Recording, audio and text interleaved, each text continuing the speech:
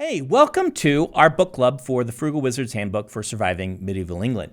I'm really happy you're here. If you would like to join the discussion, follow the link in the description to r/Sanderson, where we will be having discussions about this.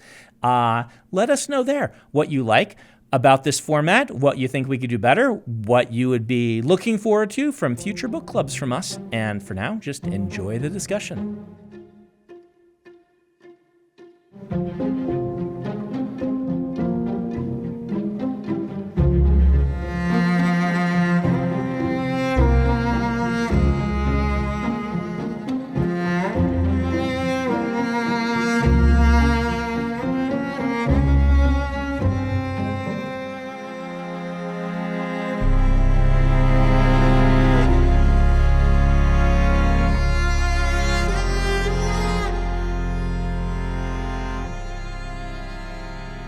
Welcome back to Brandon's Book Club. I'm your host, Matt Hatch, or as you can tell now, after 3 episodes, the Wizard in Black, I guess. I have the distinct pleasure of being back for part 3 of our book club for the Frugal Wizard's Handbook to Surviving Medieval England. I made it through, everyone. Sorry. But thankfully, it's not just me to do this with me as my wonderful 4 guests, Wren, Joshua, Katie, Steve. Thank you very much for coming back. We made it to the end. Here we are. What do you think? Like, what are your overall reactions? Yeah, like obviously Ryan and John have this plan, and they're gonna go. I guess it's really Ryan's plan, right? He's kind of manipulated John, and John wants to help him, right? And they're gonna go and stop Ulrich, right? At Mailport, I think, is the location, and they do, right? But a lot of stuff happens, so. Who wants to jump in first? What do you think about the final arc of this and how it ended? I thought it was fun. I thought getting into it, I was like, okay, here we go. And then the Hordemen showed up, and it's like, of course they are. Of course they're here now. Okay. This is gonna go sideways very quick. Let's see how they get out of it. Shows up. Oh, that's true too, right? Yeah, I forgot about that. Like I forget that he's there too, right? I guess maybe I'm focused on Logna. Well, he brought them, right? The Hordemen. Were you expecting a little something hitting you from the side? Is that a Brandon-esque kind of ending? Hey, bad things happening make for great stories. That's true. That's true. Josh, what did you think about the end of what stood out to you as far as how the story ended? So, I mean, there's just so much kind of, a drive that comes in when Ryan is on the scene to start one with his interactions with John, driving the idea of what they're going to do next. And then there's the old saying about you don't show a gun in Act 1 that you're not going to use later. Yep. You can't introduce the idea of the Hordemen and not expect that they're going to be visiting us before. Yeah.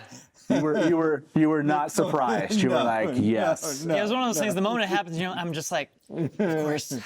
Yep. Well, also, I felt sick to my stomach because I hate getting in trouble, and it felt like that for John because when he wrote the thing on the boat and then Woden or Thor set it on fire, the Hordeman said, "We will have Woden's favor this day, and we'll be back with his favor." And so when they come back, I felt like it was retribution for what John did. Yeah. I just felt sick for him. Like, John, they said don't write. That's true. Yeah. Sefawyn's like, I'm going to have to fix this. Yeah. What's interesting that you bring that up, I was so focused on John's story the first time through to the end that I don't know if you guys do this, I'll kind of speed read something. I'll be like, okay, Hordemen, yeah, they're there. Because I was kind of narrowly focused on what's the final truth that we're getting about him? How is he going to handle this interaction? Is he going to save the day? Is he going to, what? And so I, in my head, you both brought up Odin was there. And you're like, and Vikings. And I'm like, oh yeah, they were there. I was just like, oh yeah. I loved his story arc through the whole thing. The ending I thought was very special for him because it's like it was him coming to accept the failures he's had and being okay with that and accepting who he is going forward. He doesn't have to be tied down to his past failures. He can be whatever he wants. He can keep, whoever he wants, in the sense that, like, in terms of character, not necessarily like, I want to be a superhero. Well, I mean, there was something that turned out to be very heroic about him. Even though at the beginning he's like, I'm a hero. Like, he did kind of have that moment like, I'm probably a hero. I'm going to be a hero here. But there was something really heroic about his experience. And in like the midst of like a really weird, I don't know if we call it weird is the right word, a really kind of relationship drama moment that it was like, what's up with Jen? Can we ask that? Like, well, I'm trying to piece together. Can someone explain The to me? The drama. Yeah, it was like very, Yeah. but like weirdly, like Jen was like, I don't know. I just liked you both. If I understand this correctly with Jen, that they faked Jen's death. There was a misunderstanding. And they didn't really care enough to correct it. Yeah. Yeah. It was like the death aspect came from Jen's grandma. Yeah, I or think. someone. And because she didn't like John. Because Jen was doing the undercover thing in the dimension. Right. Like, because Ryan had her kind of spying a bit because he was like an Ulrich guard, and maybe that would tell him something. But it's just, there's this really weird like moment. You're like, Jen, you're alive. And then there's this whole like drama plays out in like 2 pages, and I didn't know how to feel about it. I was like, it was hard for me to buy because it just felt a little too cruel for me to like find realistic, I guess. Is like, it was specifically the idea that like, wait, when were you two a thing? It's like 2 weeks into our relationship, we started becoming things. It was like, extreme. essentially the whole time. It was extreme. But are we supposed to also take it a little bit humorously because of the nature of the book, which we've kind of lost track of in the middle, even in the end? Maybe? I mean, it was just so short. It just felt, but I don't even know. It just felt playful on Brandon's part. It just felt playful. For me, I just saw it as more of like a solidification that these are not good people. Yeah. Like Yeah. these people suck. Your friends suck. Yeah. And all of your friends Yeah. that Okay. suck are Yeah, always telling they you suck that you suck. Hardcore. Like, how can Yeah. I drive this home in words? She was cheating on you from week 2, dude. If you weren't sure that you didn't like Ryan, let me just put it in clear terms. Exactly. Yeah. But I mean, Matt, you've been kind of leading up to let's talk about the epilogue. Let's talk about the epilogue. I'm ready. And like for me, it's like page 375 is Okay, the well, tell me. climax. Yes, tell us. Of Everyone go. Page 375. the book. Okay. Only, Johnny, you wanted me to break, didn't you, when you demanded I take the fall? I was doing well. For once in my life, I was succeeding, so you had to break me. And I think that the first time that I read the book through, that was the moment in the book that stuck with me. Not all of the gods, not all the everything else. That is the line in the book that struck with me, that we have actually had a resolution to the problem on the first book of who am I? Yeah. Yeah. I've read Brandon's books for a long time now. It's been like over 10 years. And I read them because I'm waiting to get the chills and to kind of cry because I'm just so amazed at what just happened to this character. And for me, what you just said, that was the moment for me in this book. I just was, I up to that point, I was believing all the stuff they were saying about him. I believed he was a coward. I believed he was a loser. I believed he was a dropout. I kind of felt awkward about him. This guy is the main character, and gosh, he's just such a loser. Well, you were believing it because he believed it. He believed it. That was the kicker. Yeah. But then right then, when he was like, I never deserve, I've been, the self-esteem was planted, like the low self-esteem, and I deserve high self-esteem. And I got the chills. I'm like, oh my gosh, that's amazing. I wasn't expecting that. It was amazing. Yeah. Steve, did you have the same reaction to that final fight with Quinn? Oh yeah, like that was everything, because like you say, he finally discovered who he really was, and you also get an insight to what everyone else really thought of him, which was he was dangerous enough you had to keep him down at all times. Yeah. Right? Yeah. Ulrich Yeah. was not like, I just want somebody to pick on. It's like, this guy, I need to make sure he's always down, or he will be a threat to me. So you get that, and then you get a kind of a physical proving of that too, in that he has to fight the guy he lost to. And he'd always wondered, but I thought the best part of that was, you're expecting this whole time he's going to get his augments back, right? He's he's going to have a fair match with this guy he threw the fight to, and you're going to find out who's the better man. Oh, it's going to be John. But he doesn't get his augments back. He's fighting on such a disadvantage. He knows it, and he's not even sure if he can survive it, but he has become confident enough in himself that he's just like, yeah, I'm gonna do it. Even if it just buys people time, I am going to be useful. I am worthwhile. Even if I die doing this, I die happy because I know who I am. And I just thought that was like, he had completed his arc. He is who he is, and honestly, it doesn't matter what happens after that because he is complete. He broke the beacon. Like he said, there's no way out. He was in a different dimension with no way out. It was amazing. That was that one moment of where, the whole like Ryan and Jen thing, and they left, and I was like, good riddance. Like I didn't need them in the story. And it was like, cool, and you're gonna get rid of them for the story for good? Awesome. That Quinn moment you're bringing up, it wasn't until I went back and started rereading the book again, because it begins with like, I came alert, fist raised, right? And it was that fist raised moment, and I was like, Brandon, because it, like that, I loved the kind of tie-in with Quinn, but it wasn't until I came back and saw how Brandon had told us, foreshadowed us right in the first just sentence, basically, of this person, his skills, like his alertness, he will defend his friends, and he's actually very good at that. And he tells us that in a kind of way they're not aware that he's telling us, but he wants to go help, and he wants to protect friends.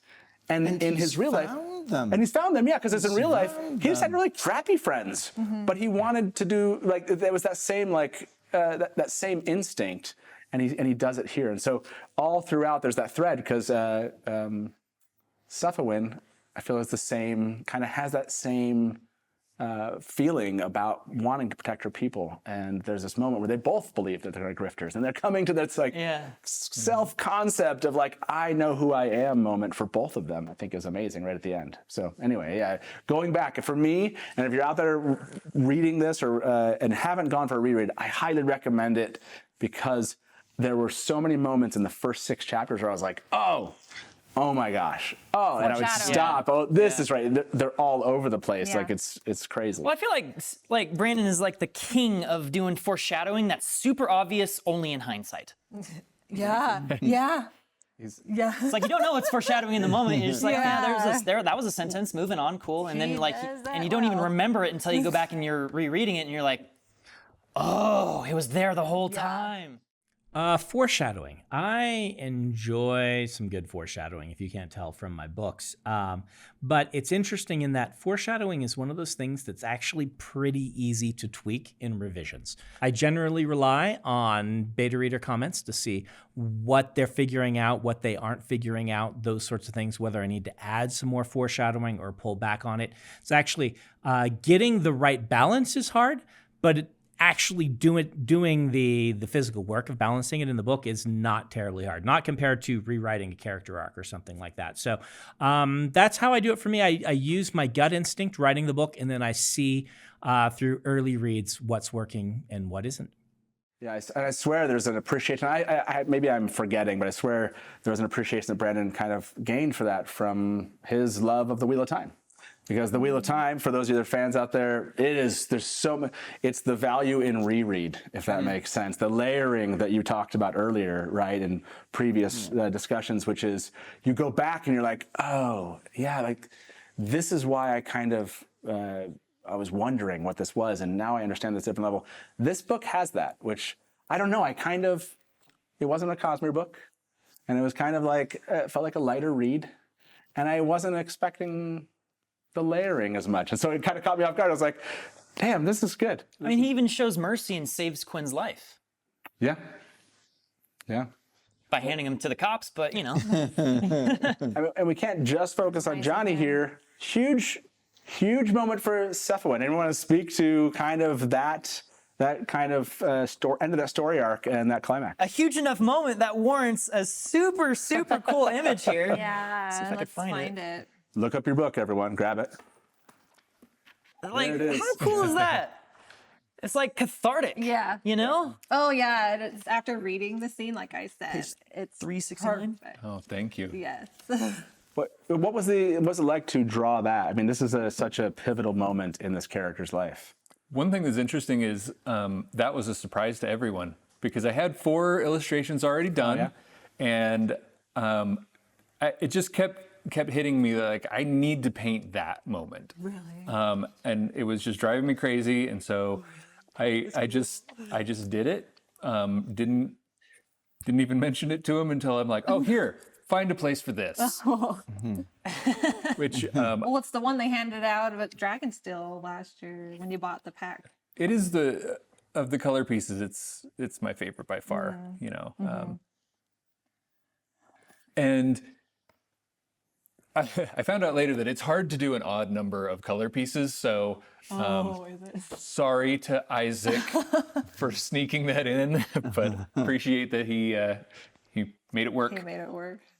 I mean, how meaningful was that moment to Sefawynn? I thought that was everything, wasn't it? That was like, in terms of like meaningful to her, it's like she's finally embracing who she is and what she's capable of, and that she is not a fraud. You know, she's like calling John a grifter this whole book, partly as a coping mechanism because she feels like a grifter herself. You know, and now this is her moment to really understand and believe that that's not only not the case, it was never the case. It's And she powerful, I has, think. sorry, she has a little bit of that being who she's expected to be throughout her story. She is a little bit of a mirror of Johnny. Sorry, John. I don't like Johnny. Runian. Sorry. He's a little bit of a mirror of Runian. She's a little bit of, I'm bad at this. She's a little bit of a mirror of Runian in that she has been grifting as behaving the way she's supposed to. She's supposed to be a scop. She's supposed to be a worshiper of Woden. She's supposed to do all of these things. And she struggles the whole time because it's not working. She's not getting out of it what she's supposed to. Woden does not seem to care, or he's even in the way. And Elston kind of keeps trying to poke at that because he's the heretic. But this was the moment where she finally lets go and says, no, I'm not these things that I'm supposed to be. I'm not a puppet of a god. I'm you know, she screams at the sky, I defy you. And it's Woden, but it's also who she is supposed to be and is not. So she's... And I feel so bad for her if you compare her religious feelings to Yazad, because he's got Ahura Mazda, who's just a god of love, and he only accepts love as an offering, and it's so nice. And then she walks away with Woden on her shoulder. I say Woden because it says Woden, but is it Odin? I don't know. Anyway. It's Woden. It's Woden in the audiobook, is it? Yeah, no, absolutely. I mean, that's what they Is pronounce it Woden? and this is the god of this book. Yeah. Yeah, but I know that's- it's like supposed to be Odin. Yeah. It's an alternate dimension. Yeah. Actually, that's the way they used to pronounce it, is it Yeah. was Woden way back in the day. Yeah, with like the Normic. I Googled this. I love that, Katie, you were like, every time you keep on saying that, I I was watched like, a YouTube video. why didn't I do that? I don't Yeah. know why I didn't. But yeah, that The there. English accent. I know this sounds kind of not as cool as like thinking about her as self-realization and all these women, but the boast did something. I was like, yeah. Oh wait, because Johnny or Runian, right? Because Logna changes his like kind of touches his eyes. He can start to see the shadows off the corner, and he sees what everyone else is seeing now, and you get that moment of like, oh. So they really are like, you know, you kind of sense them out there, but no, like this is something that she's constantly aware of, that they are part of this world and part of her world, and they don't listen to her voice. And in this moment, they do. And I like that Logna kind of told him, like, stand back, you know, hold on a second. She has an important part to play, which speaks to Logna here, right? Because Logna's driving a lot of the narrative in this story. and playing more of a heavy hand than I kind of initially understood. That strings. gets back, like, for all that I picked up my first read through, and you started talking about the epilogue, like, I went back and reread that, and like, well, gee, you know, Joshua, you like missed the whole thing of the book. It's there, and that's you know, really wonderful that it has these two climaxes, actually. One for the individual character, and a second that really brings full force what the character's actions had impacted on the whole world. Yep. It gives you a much broader view. Katie, you were going to say something. I love in Brandon's books, there are characters that they speak a truth, and that is a character moment. It's the magic unleashed. You know, you have Kaladin, you have the Radiance reaching ideals, and I had that moment with Sefawynn. She tries a boast and nothing happens, and then she just says, "I defy you," and then the White's eyes light up. Yeah. And it's her truth. And then she says, "I hate you, Woden. I've always hated you." And then they all like wake up. Yeah. And she's just speaking her truth. And it's so powerful. I'm speaking of Sanderson's endings. I'm not sure how many of you have read how many endings. I mean, Joshua, you've read many. This moment, you were kind of like almost looking for it, expecting it. Did it still hit? Did it still just feel as amazing as any other moment where you see this kind of, the character comes to an understanding of maybe themselves? I'm seeing lots of heads shaking. Yeah. I loved it. Okay. Everybody got a really solid resolution and arc. Like, Erlstein got to shoot Ulrich in the head with a gun from the future. That was cool. There's a foreshadowing of that. So that's what I'm talking about. He mentions... and revenging his nephew. Yeah. And when he says something like, so... I mean... And I Like, like I the could- bit about I could pick this up. bows. About what? When they mentioned They didn't have bows. they don't have bows. I mean, that's kind of like very like Raiders of the Lost Ark. You've got all of these things, but actually I've got this other thing. And Yeah, it did. I did think of that movie in that moment of like, oh, that's a good... He must be kind of signaling that. Or, again, maybe it's just something I'm reading into it.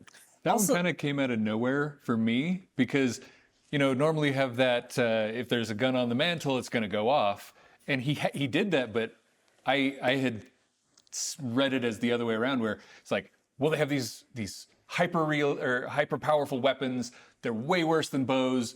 And Elston's like, well, cool, we'll steal them, we'll use them. And he's like, you can't. Like, they're imprinted. You wouldn't understand, but only the person who owns them can shoot them. They know their master. Your illustration. Yeah, and so like when he shows up and he's blown holes in everybody, and like the character who was the most fiercely loyal and everything, but not the most innovative of the group, was like, oh, advanced technology, I'll just take that guy's whole arm. Whole like, arm. And then you drew it. I forgot about that. That's yeah. that's so great. It's like, oh yeah, that's a very solid loophole. Well played. Well played. Wren, you were going to say something. Well, I just like the whole twist with fuck being Logna the whole time. Yeah. Like, I didn't see that coming. Yep. I don't know. And I found it funny. Maybe it's just because I bought into her explanation that, like, oh, I'm just an old lady and I just play it all up and everyone believes it. I bought into that. Yeah. I don't know about you guys. I was like, oh, I totally bought into that. Yeah. sure, she's just like a quirky old lady. I like this Yeah. character. And then like Ilston and Sefawynn would like share that meaningful look. Like, oh no, she's important, and it's like that is there the whole time, and I'm just like, oh, they're just being medieval people like normal. And then it turns out, oh no, they knew that she was a god the whole time. Like, yeah, we did. Wait, what? It was definitely in Runian's head in that one. Like, oh, I have no idea what's going on here. Yeah, that one did strike me, and I think that was one of those moments because it ended in kind of like, okay, cool, that's a cool ending. That's great. I get it. They had their arcs. This has been a fun book to read. But this is why I did mention the epilogue, because when I read the epilogue, do you agree with me that that she is the one that drove all these things to happen, if you will. Well, doesn't she say that she basically is the one that caused him to show up? Yeah. Like Yeah. she chose the number, like, because he says he She just brought him. chose. Yeah. Like yeah. I forget how it worked out earlier on. He was like he got the file or the coordinates for this dimension. He claimed it was completely random, and everyone's like, really random? You showed up at this dimension randomly? Right. Yeah, sure. And I believe that it was just happenstance, but then it's revealed that like she used her way of things and brought him here without really knowing why.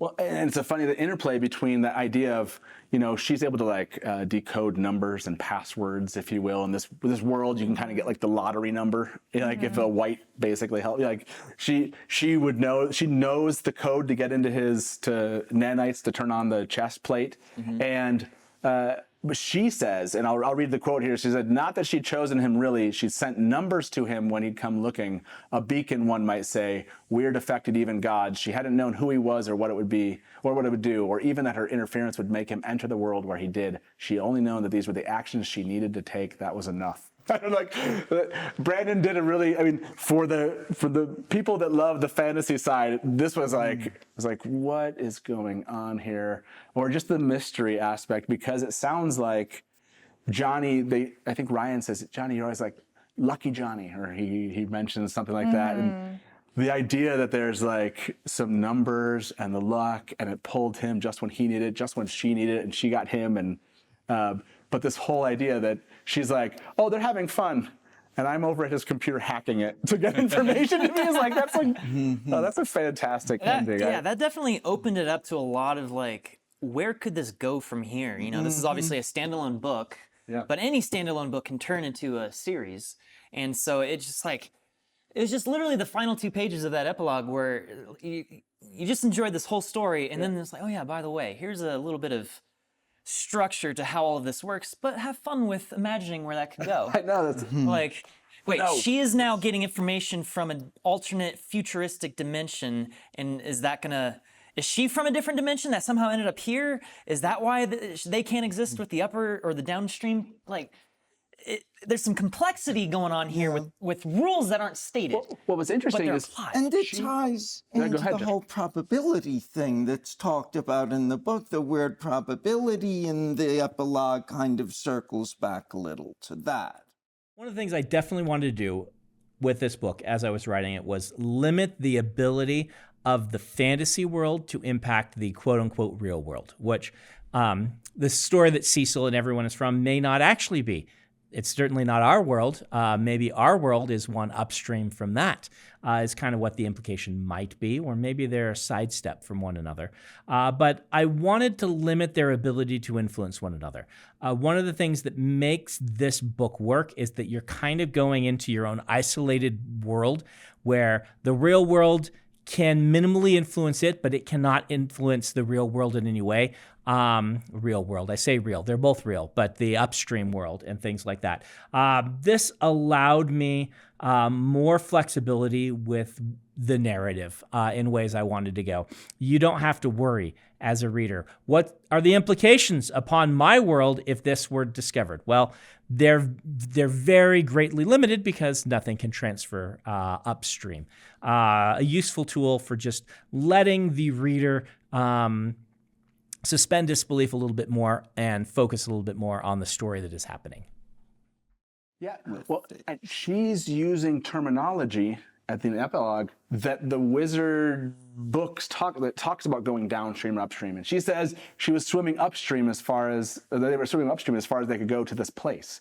So like, what does that mean? Like, How many layers deep? Yeah, how deep does this go? Are the people that made this, did they trap one of these people and learn how to travel up and downstream? Like, we're told they can't go through the portal to go into the more substantive realms, but it sounds like this entity has been able to figure it out. I don't know, Katie. Really, what is going on with this? Because it's the Anglo-Saxon Nordic gods, but then on Yazad, he says they have a Middle Eastern god too. That's also based on something in real life. Like I'm just like, wait, what is going on? So I got it. All of the gods in our mythologies were actually Real these souls. downstream entities that traveled upstream and eventually got to us.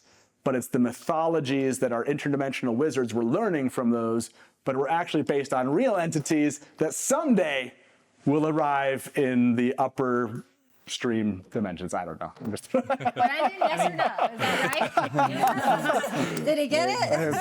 I have no idea, but it does make me want more here. You know, like, I know this is like a standalone thing, but let me ask you all, like,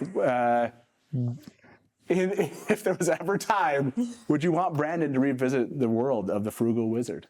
Yeah. I think the premise of just having these alternate dimensions that you can take two genres and jam them together, and I think it's fantastic. Like I hope that this becomes its own genre, because you could just do so much. Do I want to see more of the future, or do I want to see more of the dimensions? Yeah, do you want to go downstream or Do I upstream? want to go dinosaurs or what? Yeah, like different bands. Isn't that like, there was like some hexadecimal thing? Like, I was in software design and like I coded HTML for a long time, and it was like, all of a sudden seeing like a hex code in like a book like this, I was like, what is going on? I was like, I can't remember if it was like for like a certain thing of blue or whatever it was, but there's other bands of other kind of things that could be traveled to. There's so much to potential here, right? And Brandon's good at that, right? Like, people talk about like not only making systems, right? It's building universes, worlds, if you will, right? And then this is one I'd love to see him revisit someday. Yeah, no, I mean, like, I talked about at the very start of this, like, 20 years ago, we were like, waiting on this offer for Atlantis. But before then, the thing that had me with Brandon was so many ideas in a genre where a lot of people really just have one.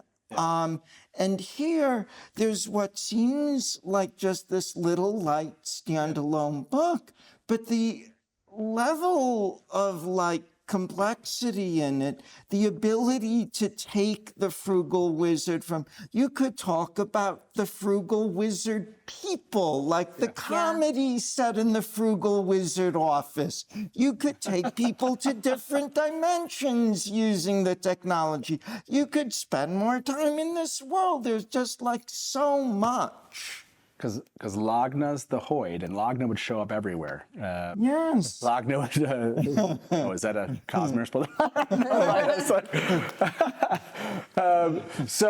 I want to kind of wrap this final part up here with just your final thoughts. You've now been through the Frugal Wizard's Handbook for surviving medieval England. It's difficult each time I try to remember. I don't know. I want to say guide. I think that's the idea. Yeah, your final thoughts about this book, maybe as it compares to all the other Brandon Sanderson books you've read, and your overall kind of recommendations. That's one that you would go out and say, yeah, people pick it up if they like a certain genre, or if they're just fans of Brandon's.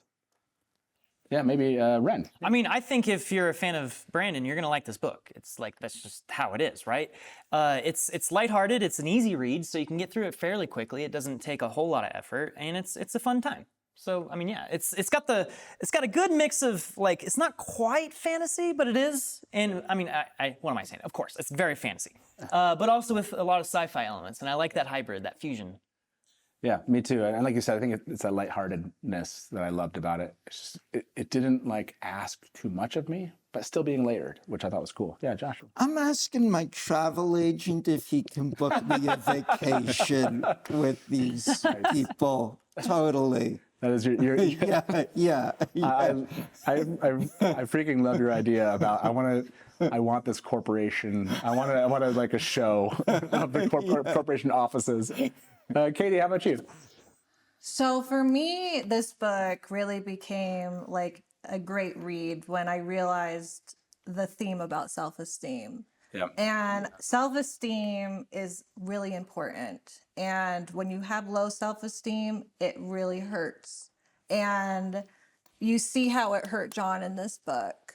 And as a person, I've definitely been there. I've had really low self-esteem. And it can come from outside sources telling you what your worth is. Like as a woman, sometimes the world's trying to tell you, like, maybe your worth is superficial. Maybe it's how you look or something. And it's really important to reassess the messages we're receiving and to remember our worth. And it's that everyone has worth. And it's not these outside messages. We need to like stop believing the Ulrich lies. Yeah, that's awesome. Yeah, I love that. No, yeah, really well said. Steve, for you. I thought it was a really interesting blend of so many different things, because it has a very serious personal story. It has a lot of just fun little interjections. It's got the overall arc is great, and like it's hard to nail down what works the best, because there's a lot of little moving parts that are all working well together. Yeah. You know, it's like, it's not really sci-fi, but it's also not really fantasy, but it is both. And, you know, it's hard to define it because it's just doing so many different things. And so for me, that was very refreshing. And I enjoyed so much about it, especially drawing pictures in it. Yeah.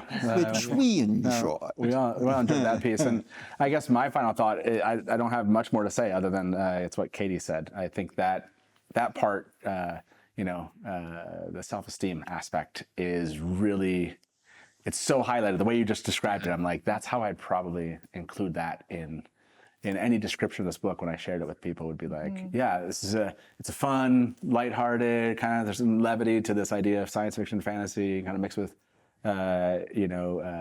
this interdimensional travel.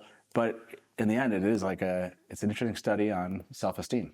And maybe for those of you that learned, get new friends. Maybe that's I mean, if an interdimensional entity pulls you into another place and forces a new story in your life, that would be a helpful way to do that. It's harder, and Johnny kind of shows that, right? Like, he couldn't get himself, the inertia of getting out of, or the inability to get out of that space he was in, right? And it took something big like this moment to happen where he did change. So I'm gonna always remember that. Thank you, Katie, for sharing that. That was very cool. And for those of you, I'm kind of curious what you think the themes were. Hopefully I'll go back and see in the comments and live chat if you're watching this then. I can't wait to find out what did we miss? I'm sure over the course of a couple of hours of discussion, there was so much we didn't cover, and I can't wait to actually see your comments, like, how dare they not speak of X moment? But that's what we wanted to leave you with, was a lot to discuss later on about this book. But thank you all. This was a pleasure to get to know you and to kind of speak about a fun book that didn't require me to know everything about the Cosmere. So that was wonderful. With that being said, this has brought the end of part 3 of our book club for the Frugal Wizards. Handbook to Surviving Medieval England. And yes, I know, one more opportunity to win or walk away with a book here. If you want to enter to win a copy of this book, Signed copy. Yeah, signed copy by all 5 of us, plus Brandon. All you need to do is like, subscribe, and leave a comment about what was your favorite theme of this book. I'd really be interested to know what you thought about it. And just stick around for the end of this one. You'll find out who won last part's book. So thank you very much for joining us. And until the next book club for the next book in the Secret Projects, we'll see you then. Bye-bye. Hey everybody, thank you for tuning into part 3 of our Frugal Wizard Book Club. And huge congratulations to Thane Hansen 7079. You won the second signed copy of Frugal Wizard. That's right, this is signed by all of our panelists and Brandon himself. So we'll reach out to you on YouTube for details. And for those of you still tuning in, you have one more chance to win a signed copy of this book. All you have to do is follow the instructions at the end of this episode. And if you want to know who wins, tune into our weekly update in 2 weeks, where Brandon will reveal the winner. And thank you very much for tuning in to Brandon's Book Club. We'll see you next time. Hey, I would like to say thank you to the panelists, to Wren and to Steve and to Matt and to Katie and to Joshua. This was a lot of fun. I really appreciate them, and I appreciate you all watching. We would love to do more of these book clubs, so let us know if you're enjoying these, what you like about the format, what you think we could change. Either way, this has been a blast. We will be back for Secret Project 3 in the very near future, so look forward to that, and once again, thank you.